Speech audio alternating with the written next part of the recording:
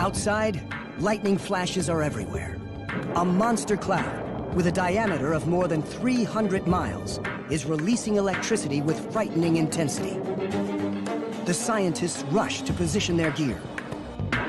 The frustration and anticipation of the previous week is getting to them, and tension in the cabin is high. For an instant, a giant red flash appeared. On replay, they can see beautiful shafts of light thrusting upwards towards space. The mysterious Sprite in all its glory. Then, the Sprites keep coming. On board, the team reviews the stunning and unique images. This Sprite was shaped like a mangrove tree. It's been captured in more detail than any Sprite until now. It indeed looks like a jellyfish with many tentacles. Sprites of many different forms appear, one after another.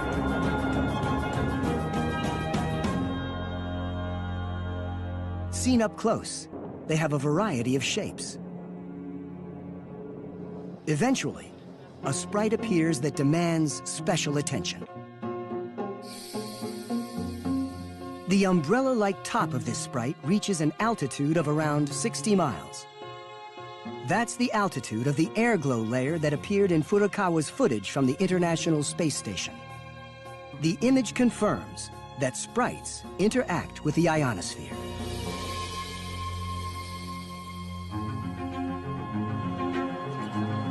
Now it's time for the high-speed camera. It's designed so that when a Sprite is sighted and the button is released, the previous 3 seconds of footage will be saved.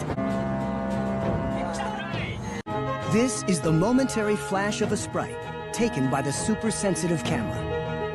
And when shot by the high-speed camera, it looks like this.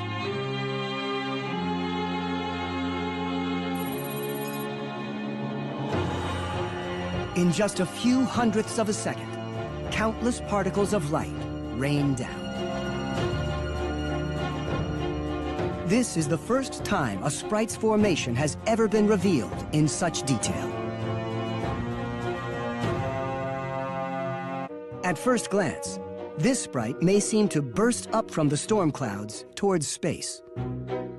But when seen by the high-speed camera, the movement looks completely different. Bursts of light appear out of the center, spreading both up and down. In fact, when examined in slow motion, it appears that Sprite formation is more complicated than early reports had indicated. And what about this Sprite shaped like angels' wings? With this one too, bursts of light suddenly appear out of darkness. They go down, and the next moment up, and then down again. They change their direction as they unfold. So what is really happening? Within the Sprite, electrons are colliding with charged particles in the atmosphere, creating a pathway for the electrons to travel. Where they go depends on the concentration of electrons and the composition of the atmosphere. Sprites are beautiful and intriguing. But do they actually have a role to play in Earth's upper atmosphere? Once the electrons cut open a path, the atmosphere around it becomes highly electrified. Following the Sprite's path, a large electric current continues to flow from the thundercloud to the ionosphere, which shows up as the airglow in many Sprite images. The effects are thought to last several seconds to minutes. The result is a massive transfer of electric charge in the space between the cloud and the ionosphere.